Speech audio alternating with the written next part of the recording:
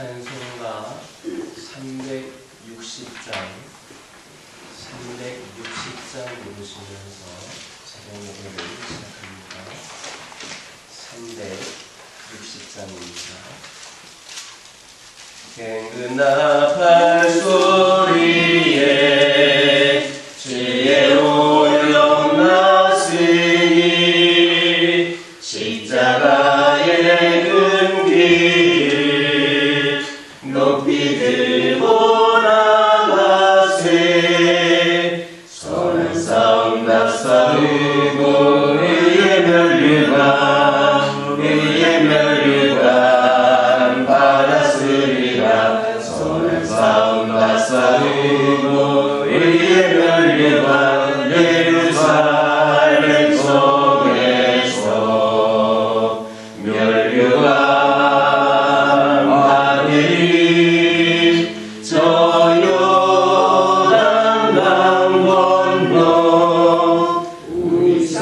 마치는 날 의의 멸류관 예루살렘 속에서 악한 마귀 권세를 모두 떼쳐버리고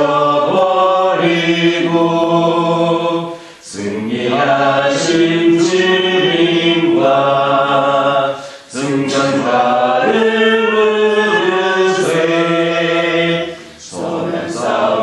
싸우고 의의 멸류관 받았으리라. 선한 싸움 다 싸우고 의의 멸류관 예루살렘 속에서 멸류관 받으리. 저 요단 강건너 싸움 마치는 날 의의 멸류관 예루살렘 속에서 달려갈 길 다 가고 싸움 모두 마치는 주와 함께 기쁨을 용사들 나누리세. 선한 싸움 다 싸우고 의의 멸류관 받았으리라. 선한 싸움 다 싸우고 의의 멸류관 예루살렘 속에서 멸류관 받으리. 저 요단 강 건너 우리 싸움 마치는 날 의의 멸류관 예루살렘 속에서. 아멘. 사도신경으로 신앙 고백하십니다.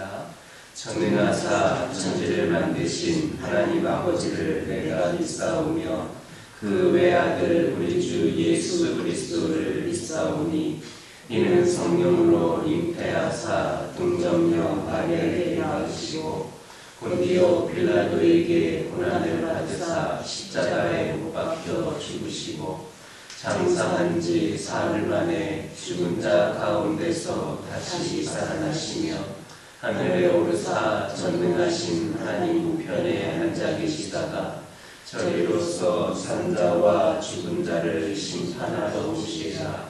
성령을 믿사오며 거룩한 공회와 성도가 서로 교통하는 것과 죄를 사하여 주시는 것과 몸이 다시 사는 것과 영원히 사는 것을 믿사옵나이다. 사무엘상 30장 21절에서 22절입니다. 사무엘상 30장 21절 22절에 있는 말씀입니다. 21절 22절 말씀 큰 목소리로 읽겠습니다. 다윗이 전에 피곤하여 눈이 자기를 따르지 못하므로 도서 시내에 머물게 한 200명에게 보내 그들이 다윗과 그와 함께한 백성을 영접하러 나오는지라. 다윗이 그 백성에게 이르러 문안하매 다윗과 함께 갔던 자들 가운데 악한 자와 불량배들이 다 이르되 그들이 우리와 함께 가지 아니하였은즉 우리가 도로 찾은 물건을 무엇이든지 그들에게 주지 말고 각자의 처자만 데리고 떠나가게 하라 하는지라. 다윗과 그의 군사들이 시글락을 약탈하였던 아말렉을 무찌르고 개선한 다음에 한 가지 문제가 발생했습니다. 아말렉 족속을 기습하여서 잃어버렸던 모든 것을 찾아온 다윗의 군사들 중 일부가 이 전쟁에 직접 참여하지 않은 사람들과는 전리품을 나눌 수 없다, 이렇게 주장을 하기 시작한 겁니다. 물론 이들의 주장에는 논리적인 타당성이 있습니다.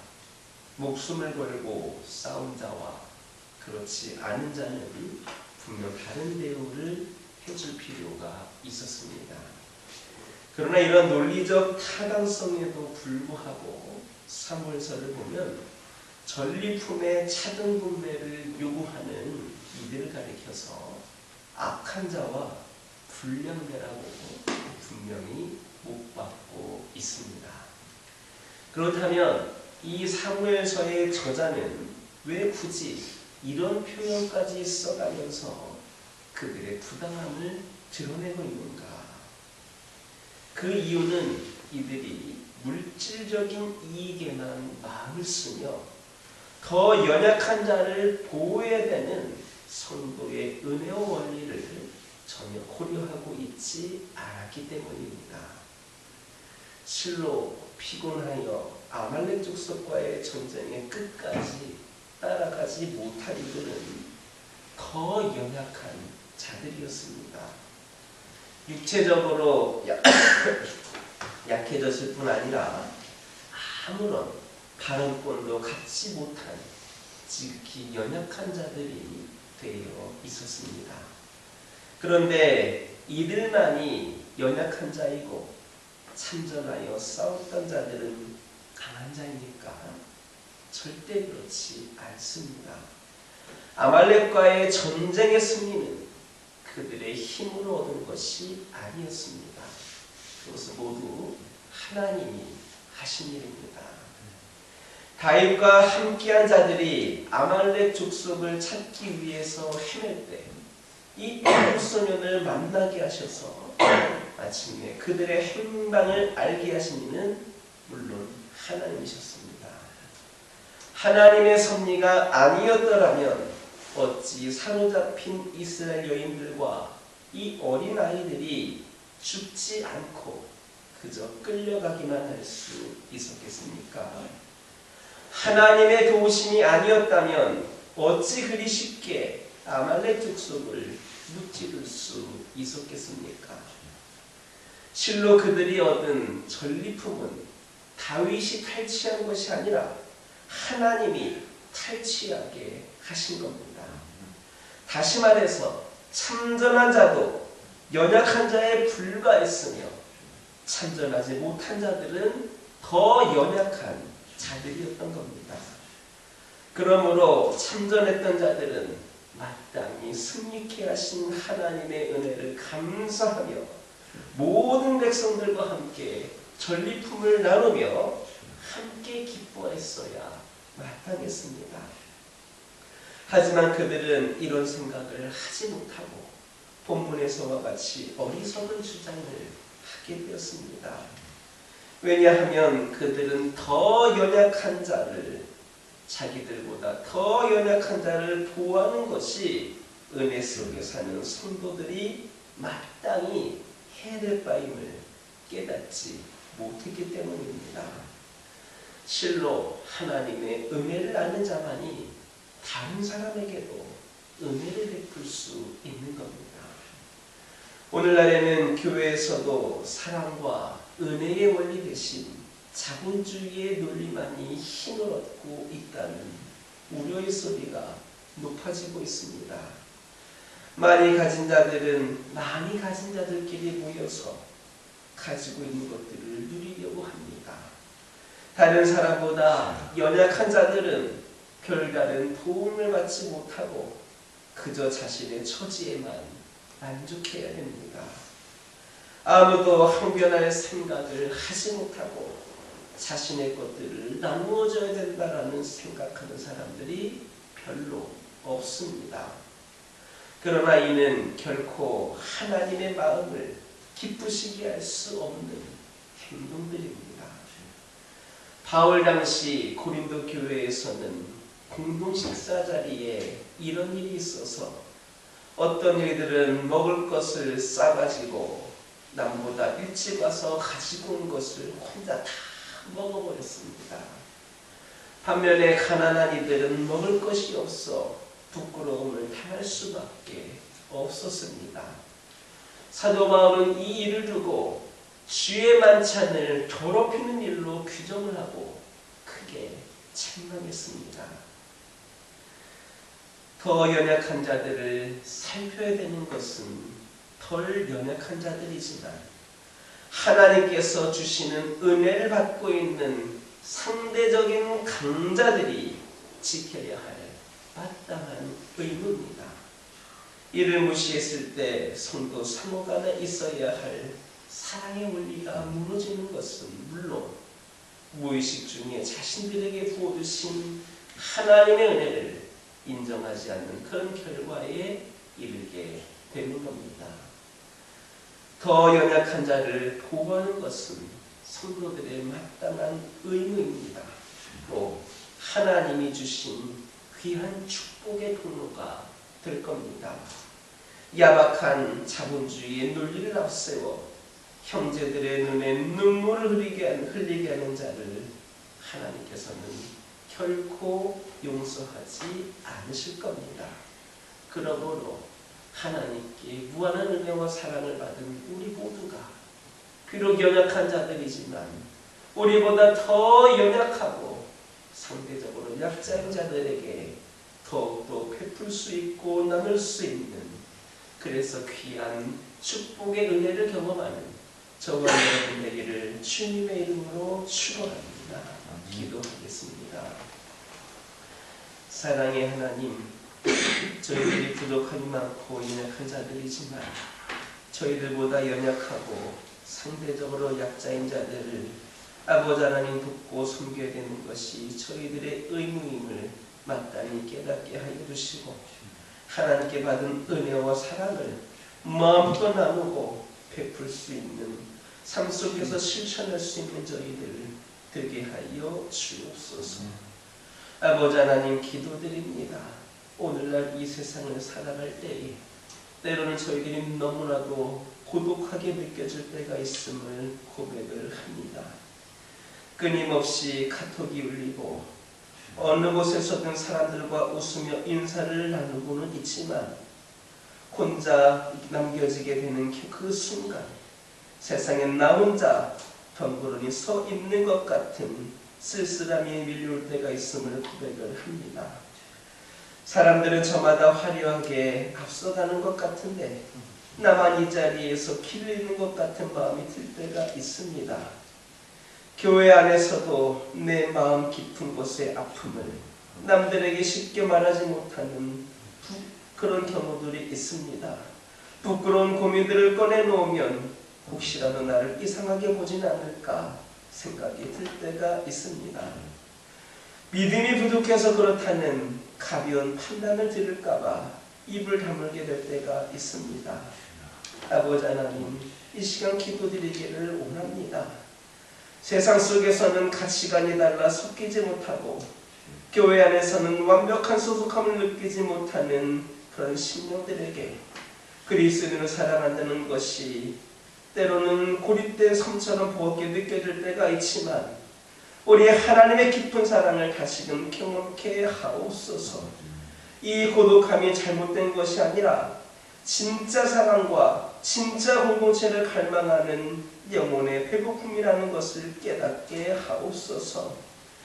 하나님께서 저희에게 저희들이 무언가를 증명하지 않아도, 누군가보다 앞서가지 않아도 그저 나라는 이유만으로 이미 충분히 소중하다고 말씀하시는 그 은혜를 기억하게 하옵소서.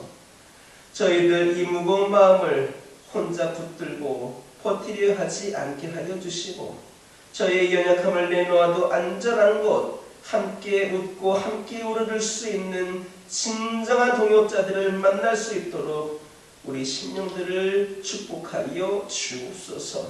세상 속에서 느끼는 소외감이 그저 외로움으로 끝나지 않게 하여 주시고, 세상을 비추는 구별된 빛의 증거가 되게 하여 주옵소서. 우리를 결코 혼자 두지 않으시는 우리 하나님, 오늘도 주님의 따뜻한 음성을 의지하면서 다시 한 걸음 한 걸음 내디딜 수 있는 우리 성도들 되게 하여 주옵소서. 아버지 하나님, 기도합니다. 오늘도 주의 자녀들이 주의 사랑을 기억하여서 주님께 모든 것을 의지하는 마음으로 하루의 첫 시간을 주님께 올려드립니다. 오늘 이 마음을 받아주시고 이 걸음을 귀하게 여겨주셔서 오늘 하루도 주 안에서 평안한 삶으로 하나님 살아갈 수 있도록 인도하여 주옵소서. 믿음의 가정들이 세상에서 수많은 위협과 전쟁 가운데서도 승리하게 하여 주시고, 믿음의 가정의 본을 드러낼 수 있는 우리 가정들 되게 하여 주옵소서. 기도 제목 들고 나왔습니다. 어느 것 하나 땅에 떨어지지 않게 하여 주시고, 오늘 이 시간 주님께 기도할 때에 모두가 다 응답되어지는 역사가 있게 하여 주옵소서. 아버지 하나님, 함께 하여 주셔서 환우들을 치유하여 주시고, 영적으로 연약한 자들에게 더 뜨거운 주님과의 깊은 만남을 허락하여 주셔서 믿음이 회복되게 하여 주옵소서. 아버지 하나님, 여러 가지 어려운 문제와 상황 가운데 신음하고 있는 영혼들, 주님께서 그들을 기억하여 주시고 위로하여 주시고 길을 열어주셔서 주 안에서 소망을 품을 수 있는 귀한 심령들 되게 하여 주옵소서. 우리 교화교회를 축복하여 주시고, 오늘도 내일도 앞으로도 주의 사명을 감당할 때마다 부족함이 없는 제단이 되게 하여 주시고, 주의 종을 중심으로 모든 성도들이 하나가 되어 합력하여 선을 이룰 수 있는 귀한 믿음의 공동체가 되게 하여 주옵소서. 한 영혼을 천하보다 귀하게 여기시는 하나님의 뜻을 받들어 그 한 영혼에게 다가가고, 그 한 영혼에게 복음을 전하고, 그 한 영혼을 주님께 인도하기 위하여 누구보다도 앞장서는 우리 성도들과 우리 교화교회 되게 하여 주옵소서. 총동원주의를 앞두고 있습니다. 아버지 하나님, 바로 우리가 앞장서서 복음을 전해야 된다는 것을 다시금 깨닫는 시간 되게 하여 주시고, 방관하는 자세로, 지켜보는 자세로 머물지 않게 하여 주시고, 우리 교화교회에 속해 있는 모든 성도들이 하나가 되어 그 한 영혼을 찾아 나서서 주님께로 나올 수 있도록 함께 기도하고 노력하고 최선을 다하는 열심이 있게 하여 주옵소서. 주님께서 열매 맺게 하여 주시고, 주님께서 은혜로운 잔치가 될 수 있도록 함께 하여 주옵소서. 우리 교화교회가 더욱더 주께 돌아오고 주께 더하여지는 교회가 되게 하여 주시고, 이를 통하여 더 성장하고 부흥하는 교회 되게 하여 주시며, 세상에서 선한 영향력을 끼치는 귀하고 복된 재단이 되게 하여 주옵소서. 새신자들과 태신자들과 장기 교섭자들이 몰려나오게 하여 주옵소서. 죽음으로 나아가고 있는 아버지 하나님, 죄인들에게 주의 복음을 받아들임으로 모두가 함께 천국 백성이 될 수 있는 귀한 문을 열어 주옵소서. 아버지 하나님, 저희들 복음을 전할 때마다 귀하고 충성된 종으로 하나님께 인정받을 수 있도록 함께하여 주옵소서. 오늘도 주신 말씀 붙잡고 승리하는 하루가 되게 하여 주시고, 이 종이 알지 못했던 기도 제목들 하나하나에도 하나님의 능력이 임하게 하여 주옵소서. 예수님의 이름으로 기도드립니다. 하늘에 계신 우리 아버지여, 이름이 거룩히 여김을 받으시오며 나라가 임하옵시며 뜻이 하늘에서 이루어진 것 같이 땅에서도 이루어지이다. 오늘날 우리에게 일용할 양식을 주옵시고 우리가 우리에게 죄 지은 자를 사하여 준 것 같이 우리 죄를 사하여 주옵시고 우리를 시험에 들게 하지 마옵시고 다만 악에서 구하옵소서. 나라와 권세와 영광이 아버지께 영원히 있사옵나이다. 이 시간 기도하고 돌아가실 때에 받은 은혜 말씀 가지고 결단하게 도와여 주시고 가정과 환우와 교회를 위하여서 전도를 위하여서 총동원 전도주의를 위하여서 사순절 기간 더욱더 거룩하고 은혜로운 그런 시간들을 보내기 위하여서 이 시간 함께 기도하고 돌아가시기 바랍니다.